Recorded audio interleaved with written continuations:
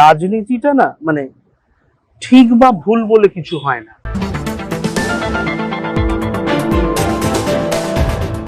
আপনি যেটা করছেন সেটা কিভাবে করছেন।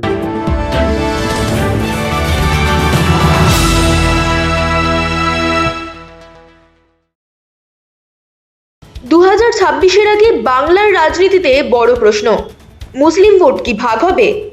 ওয়াইসি, সিদ্দিকী, হুমায়ুন কবিরের সক্রিয়তায় সমীকরণ বদলাচ্ছে। একই সঙ্গে বিজেপির অন্দরের লড়াইও জোরালো। এই দুই দিক সহজ ভাষায় ব্যাখ্যা করলেন রাজনৈতিক বিশ্লেষক সায়ন্তন ঘোষ।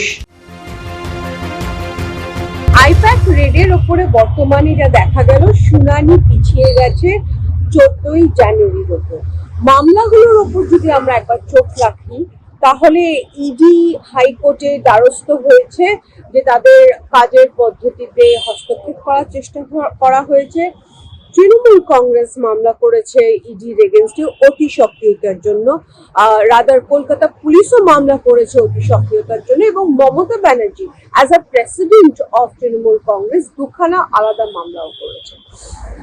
এবার এখান থেকে আজ যে শুনানি হলো না এবং এটা পিছিয়ে গেল, এটার কি তাৎপর্য থাকতে পারে বলে আপনার মনে হয়? দেখুন, যতক্ষণ বিষয়টা আইনের দিক থেকে যদি আপনি দেখেন, লিগ্যালিটির দিক থেকে আপনি দেখেন, তাহলে এটা খুব স্বাভাবিক যে কালকে শুনানি হওয়া উচিত ছিল। কিন্তু কালকে যেটুকু আমরা জানতে পারছি, কারণ আমরা তো কোনোভাবেই ওখানে যেটা এফআইআর হয়েছে তার কপিও আমি দেখিনি, বা ওখানে যেভাবে এফিডেভিট ফাইল করা হয়েছে সেগুলো, অ্যাপিল ফাইল করা হয়েছে সেগুলো আমরা দেখিনি। পুরোটাই যেটা নিউজে উঠে এসছে, বিভিন্ন জায়গায় কথা হচ্ছে সেখান থেকে। তো কালকে আগের দিন যেটা হয়েছিল সেটা হচ্ছে প্রচন্ড কেওয়াস ছিল, তার মধ্যে এটা হয়নি। অবশ্যই যেহেতু ইডির ক্ষমতা, এটা আমাদের জন্য আমার মনে হয় যে এটা খুব বোঝা ইম্পর্টেন্ট। ইডি যখন আমার বাড়িতে রেড করছে বা আমার এগেনস্টে অ্যালিগেশন আছে মানি লন্ডারিং এর, সেক্ষেত্রে ইডি আমার এগেনস্টে স্টেপস নিতে পারে। কিন্তু আপনি যদি আমার এই ইনভেস্টিগেশনে বাধা দেন বা ইডি মনে করে আপনি বাধা দিচ্ছেন, তাহলে ইডির আপনার এগেনস্টে কিছু করার ক্ষমতা নেই। তাকে ল অ্যান্ড অর্ডার, তাকে হাইকোর্টে বা সুপ্রিম কোর্টে গিয়ে বলতে হবে যে আপনার এগেনস্টে স্টেপ নেওয়া হোক বা এফআইআর হোক, যেটা ইডি এখানে করেছে। কিন্তু রাজ্য প্রশাসনের ক্ষেত্রে এরকম কোনো বাধ্যবাধকতা নেই। রাজ্য প্রশাসন যদি চায় ইডি আধিকারিকদের জেরা করতে বা ওদের বাড়ি রেড করতে, তাহলে এই সময় যেহেতু কোনো ইন্টারিম প্রোটেকশন পাওয়া যায়নি, রাজ্য আধিকারিকরা যদি চায় সেটা তারা করতেই পারে, সেই সুযোগ তাদের আছে। এবার সেটা করবে কি করবে না, বা ওটা মমতা ব্যানার্জি কিভাবে পুরো জিনিসটাকে হ্যান্ডেল করছেন, সেটা তো সময়ের অপেক্ষা, সেটা সময়ই বলতে পারবে। এই যে ইডি আধিকারিকদের কাজে হস্তক্ষেপ করা, প্রতীক জৈনের বাড়িতে ঢুকে ফাইল, পেন ড্রাইভ ফাইল বের করে নিয়ে আসা, বা প্রতীক জৈনের আইপ্যাকের অফিসেও উনি গেছিলেন এবং দরকারি নথিপত্র বের করে এনেছেন, এটা কি ইডির এখতিয়ার এর মধ্যে পড়ে না যে কোনো নাগরিক তাদের কাজের হস্তক্ষেপ করলে ওইখানেই তাদেরকে গ্রেপ্তার করা যেতে পারে কি? দেখুন, এটা ভীষণভাবে একটা, আপনি যে প্রশ্নটা করছেন এটা একটা লিগ্যাল ব্যাপার, যে বিষয়টা অলরেডি আমাদের মাননীয় কলকাতা হাইকোর্টের বিচারাধীন একটা বিষয়। এখানে ইডি করতে পারুক, যদি ধরা যাক যে ইডি করতে পারে, তাহলেও আমাদের এই বিষয়টা নিয়ে কমেন্ট করা উচিত নয়, কারণ জিনিসটা সাবজুডিস। আর যদি ইডি করতে পারে না, তাহলেও আমাদের এটা নিয়ে বলা উচিত নয়, কারণ বিষয়টা সাবজুডিস। এটা হাইকোর্ট ডিসাইড করবে ইডি কি করতে পারতো বা না পারতো। কিন্তু সেইটা একটা আলাদা জায়গা। যেটা গুরুত্বপূর্ণ এখানে সেটা হচ্ছে রাজনীতিটা না মানে ঠিক বা ভুল বলে কিছু হয় না। আপনি যেটা করছেন সেটা কিভাবে করছেন। কালকে আপনি ধরুন, আমরা শেষ 48 ঘন্টা যদি দেখি, 48 ঘন্টাই হয়েছে আমার ধারণা রেডটা হওয়ার। এই গোটা সময়টায় যদি ধরে নেওয়া যায় যে সেন্ট্রাল এজেন্সি মানে বিজেপি সরকারের আন্ডারে তারা রেড করতে এসেছিল, এমন কিছু খবর তাদের কাছে ছিল যেটা অন্যায় করছিল, করাপ্ট ইত্যাদি ইত্যাদি, তাহলে সেটা নিয়ে আজকে রাস্তায় থাকার কথা ছিল কার? বিজেপির। কিন্তু শেষ 48 ঘন্টায় রাস্তায় কে আছে? মমতা ব্যানার্জি। এটাই হচ্ছে মমতা ব্যানার্জি। আপনি যদি ওনাকে সুযোগ করে দেন রাস্তায় নামার, উনি রাস্তায় থাকবেন, আপনি ঘরেই থাকবেন, প্রেস কনফারেন্স করবেন। এটাই রাজনীতি। সেজন্য কে ঠিক, আমি যখন দিল্লিতে ছিলাম, আমাকে তখন দিল্লির রাজ্য বিজেপির একজন খুব লিডার, এখন সাংবিধানিক পদে আছে, আমি নাম নিচ্ছি না, বলেছিলেন যে पॉलिटिक्स में ना सही गलत नहीं होता है, कौन कैसे कर रहा है तरीका सही या गलत होना चाहिए। তাহলে আপনি বলছেন যে এই ঘটনাটি আইপ্যাক রেড আরো একবার দেখিয়ে দিল যে মমতা ব্যানার্জি শাসক দল থেকেও একজন জোরদার বিরোধী নেতা হিসেবে বেরিয়ে এলেন, কারণ উনি সেই দিন ED, home minister, media, police সব কিছুর মধ্যে থেকে একটা আক্রমণাত্মক এনভায়রনমেন্টের মধ্যে থেকে বেরিয়ে এসে এক জায়গা থেকে গিয়ে আরেক জায়গায় গেছেন, আরেক থেকে গিয়ে আরেক জায়গায় গেছেন এবং মাথা ঠান্ডা রেখে সবকিছু হ্যান্ডেল করে পরের দিন বিশাল মিছিল নামিয়েছেন, রাস্তায় নেমেছেন, 10 কিলোমিটার হেঁটেছেন। তো মমতা ব্যানার্জি স্ট্রিট ফাইটার যেভাবে উনি উঠেছিলেন সেই রূপটা আরেকবার আমরা দেখতে পেলাম। কিন্তু আমার প্রশ্ন, আইনত বা গণতান্ত্রিকভাবে কি এটা ঠিক?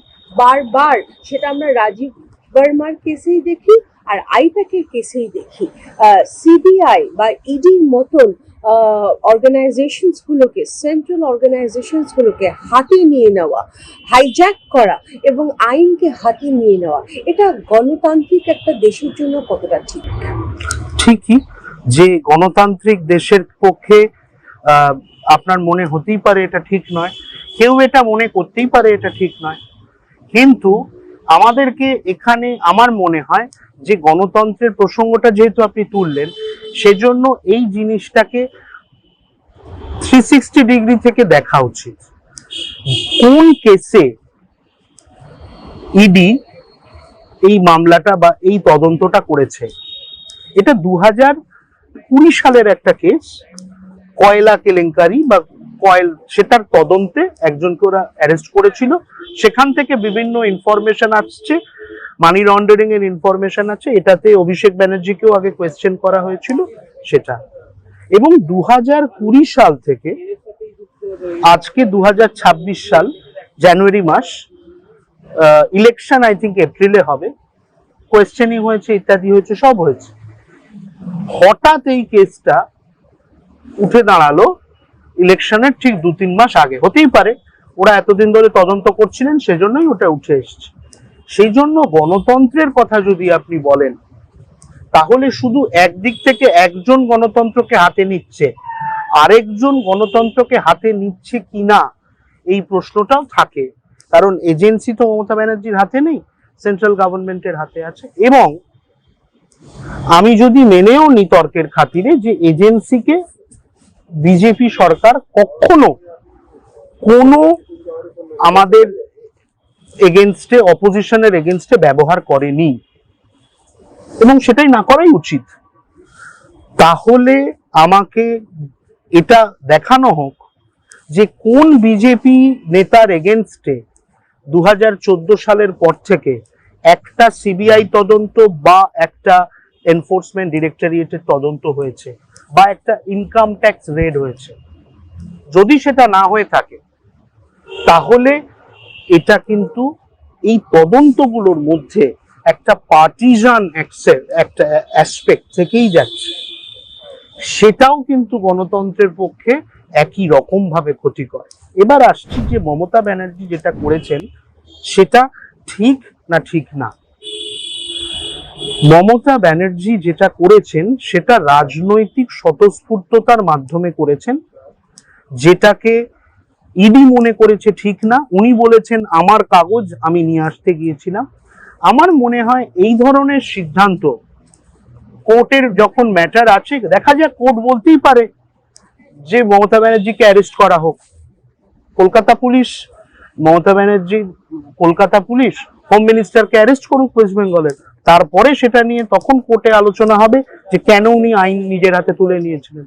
যতদিন না পর্যন্ত সিবিআই ওনাকে অ্যারেস্ট করছে বা কলকাতা পুলিশ ওনাকে অ্যারেস্ট করছে, আমরা এটা স্পেকিউলেটই করতে পারি যে উনি যেটা করেছেন সেটা সংবিধান বিরুদ্ধ।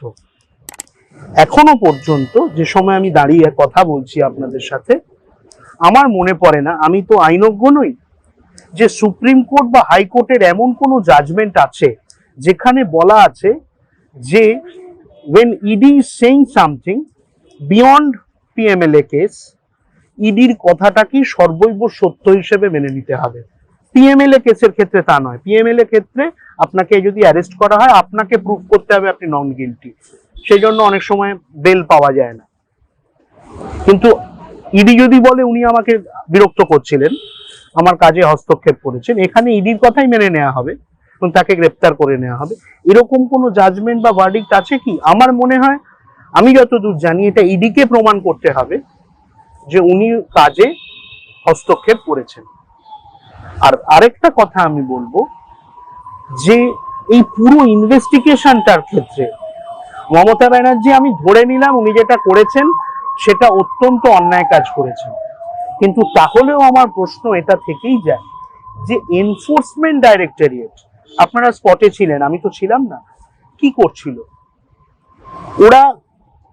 ওরা কাগজে লিখেছে, ওরা নাকি আমি শুনলাম হাইকোর্টে দরখাস্ততে লিখেছে ওরা ওখান থেকে কোনো কিছু কালেক্ট করেনি, কোনো ডকুমেন্টস ওরা কালেক্ট করেনি। তাহলে 5 ঘন্টা 6 ঘন্টা ওরা প্রতীক জৈনের বাড়িতে কি ওদের সাথে চা খাচ্ছিল? বা আইপ্যাকের অফিসে ওরা কি করছিল? প্রতীক জৈনের বাড়ির লোকেরা গিয়ে থানায় কমপ্লেন করেছে যে ইডি নাকি প্রতীক জৈনের বাড়ি থেকে নথি চুরি করে নিয়ে গেছে। এবার সেটা প্রতীক জৈনকে প্রুফ করতে হবে যে চুরি করেছে কিনা।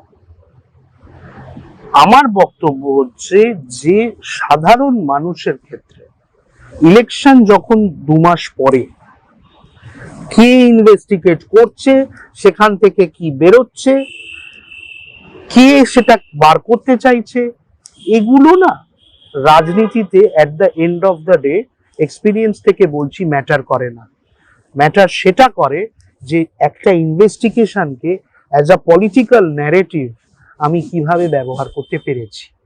যদি বিষয়টা বাইনারি, অর্থাৎ এ কি করেছে ও কি করেছে ভিত্তিতে হয়, তাহলে এই পলিটিক্যাল বাইনারিতে এই ক্ষেত্রে মমতা ব্যানার্জি আবার জিতে গেছে, বিজেপি আবার হেরে গেছে। কারণ বিজেপি কাল অবধি এটা বুঝতেই পারছিল না যে এই বিষয়টাকে ইস্যু করে কি কথা বলতে হয়। এবং আপনি দেখবেন, আমি শুনেছি, আমি জানি না এটা সত্যি কিনা, আমি ইউটিউবে একটা জায়গায় শুনলাম যে শুভেন্দু অধিকারী অপোজিশন লিডার কোথাও একটা বলেছেন কিছু তথ্য নথি নাকি ওখান থেকে ইডি পেয়েছে।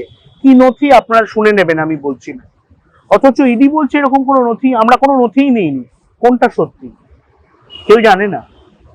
হয় আমি নথি নিয়েছি, না আমি নথি নিইনি। কিন্তু যে নথির কথা শুভেন্দুবাবু বলেছেন বলে আমি শুনেছি, আপনারা দেখবেন কি নথি, সেই নথির তদন্তের জন্য কি ইডি ওনাদের বাড়িতে এসেছিল, প্রতীক জৈনের বাড়িতে? সেই নথি মানি লন্ডারিং কি কোনো কিছুর নামের লিস্টে থাকে? আমি জানি না কি নথির কথা বলা হচ্ছে এখানে, কিন্তু মানি লন্ডারিং স্টেটমেন্ট সাধারণত ব্যাংক স্টেটমেন্টে থাকে।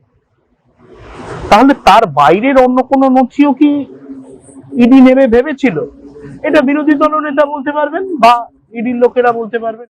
মমতা ব্যানার্জি নিজেই বলছেন যে 294 সিটের প্রার্থীর তালিকা, আগামী নির্বাচনের স্ট্র্যাটেজি এবং ওরা ভবিষ্যতে কি ধরনের স্কিমস লঞ্চ করতে যাচ্ছেন, এই ধরনের সব রকম ডিটেলস আইপ্যাকের অফিসে ছিল এবং সেগুলোকে বের করে নিয়ে যাওয়ার চেষ্টা করা হয়েছে।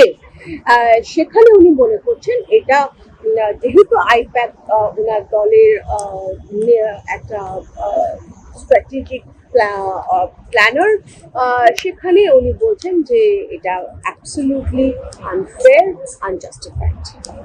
তো এবার এটা কিন্তু আমার মনে হয়, হ্যাঁ আপনি বলছেন।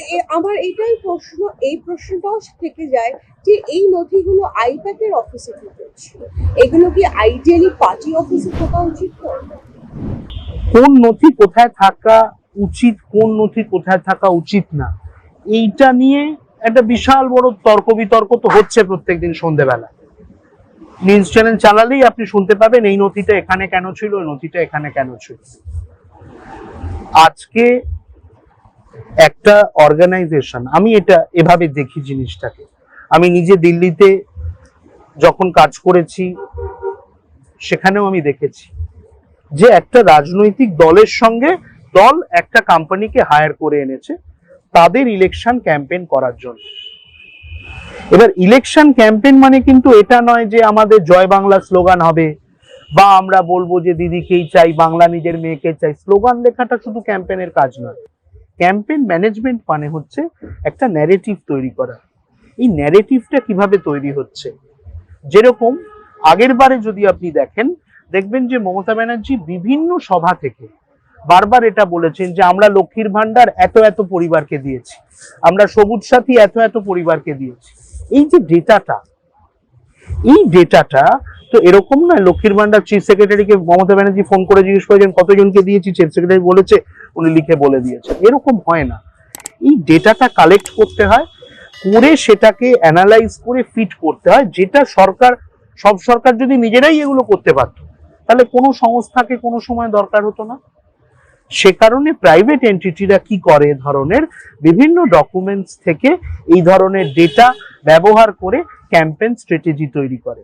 এবার এটা ঠিক না ভুল, এটা আমি আপনি বিতর্ক করতেই পারি, বিতর্ক আমরা করতেই পারি, কিন্তু আমাদের দেশে কি এরকম কোনো আইন আছে যে একটা ডেটা, যেটা ধরুন লক্ষ্মীর ভান্ডারের ডেটা, সেই ডেটা বা ওই ঘর বানানোর যে ডেটা, বাংলার বাড়ি, এই প্রজেক্টের ডেটা, এটা কি একটা ন্যাশনাল সিকিউরিটি ফাইল যেটা অন্য কোনো সংস্থা নিতে পারবে না?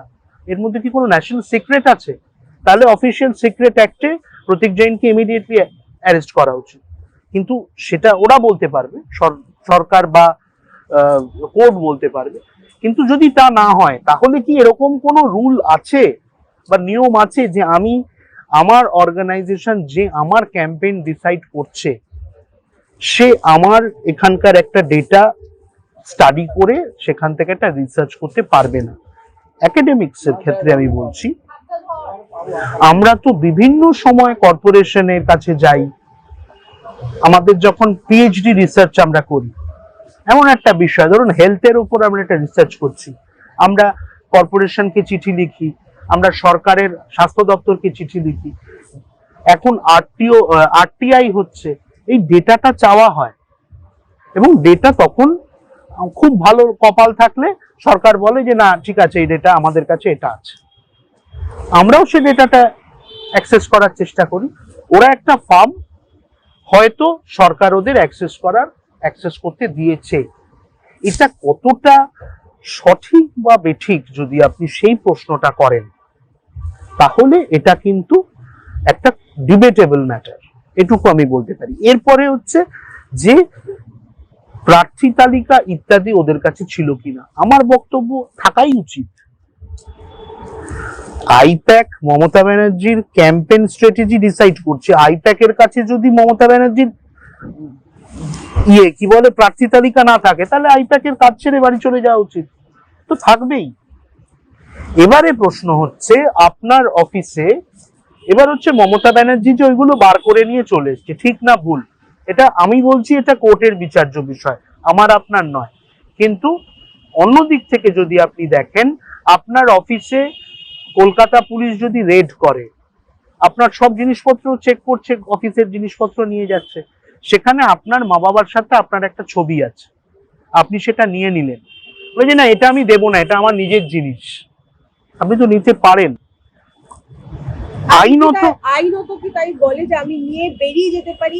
বলা হয় যে ইডি যখন রেড করছে এক্সিট পয়েন্ট বন্ধ করে দেওয়া হয়। সেটাই তো আমি বলছি, আপনি নিয়ে বেরোতে চান, এবার আপনি নিয়ে বেরোতে পারেন কি পারেন না, এটাই তো আইনের জায়গা। ইডি মমতা ব্যানার্জিকে, যদি ইডির ক্ষমতা থাকতো, আপনি বলছেন যে উনি ভয়ঙ্কর অন্যায় কাজ করেছেন, তাহলে ইডি ঘুমোচ্ছিল? ইডি ওনাকে অ্যারেস্ট করলো না কেন? ইডি ইমিডিয়েটলি ওনাকে অ্যারেস্ট করে জেলে ভরে দিত, তারপর ট্রানজিট নিয়ে দিল্লিতে নিয়ে চলে যেত, দিল্লিতে গিয়ে ওনার বিচার হতো।